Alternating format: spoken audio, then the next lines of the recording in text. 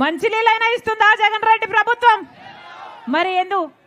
మరి ఎందుకు ఓట్లేసినట్టు? వీళ్ళని ఎందుకు గెలిపించినట్టు? వీళ్ళకి ఎందుకు అధికారం ఇచ్చినట్టు?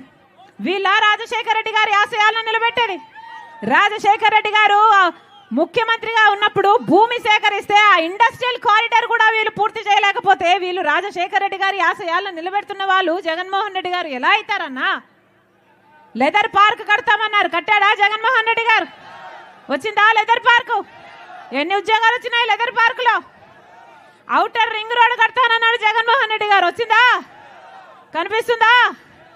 మరి ఎందుకన్నా నమ్మి ఓట్లేస్తే ఒక్క మాట కూడా నిలబెట్టుకోకపోతే మరి జగన్మోహన్ రెడ్డి గారికి మళ్ళీ ఎందుకు ఓట్లేయాలి?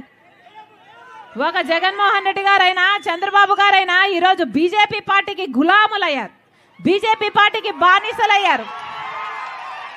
పులి సింహం అని చెప్పుకుంటున్న వాళ్ళు బీజేపీని చూస్తే పిల్లుల్లా తయారయ్యారు. వీళ్ళ రాజశేఖర రెడ్డి గారి వారసులు.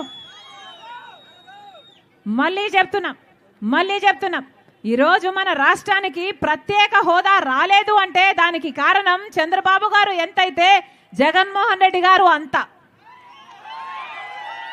10 సంవత్సరాలు అయిపోయింది మన రాష్ట్రానికి ప్రత్యేక హోదా 10 సంవత్సరాల కింద వచ్చుండాలి. బీజేపీ పార్టీ 10 సంవత్సరాల ప్రత్యేక హోదా ఇస్తామని 10 ఏళ్ల కింద చెప్పారు, ఇప్పటి వరకు రాలేదు. ప్రత్యేక హోదా అంటే ఏమిటి?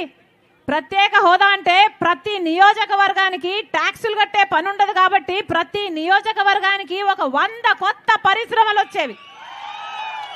ప్రతి నియోజకవర్గానికి 100 కొత్త పరిశ్రమలు వస్తే ఎంత అభివృద్ధి జరిగేది, మన బిడ్డలకు ఎన్ని ఉద్యోగాలు వచ్చేవి.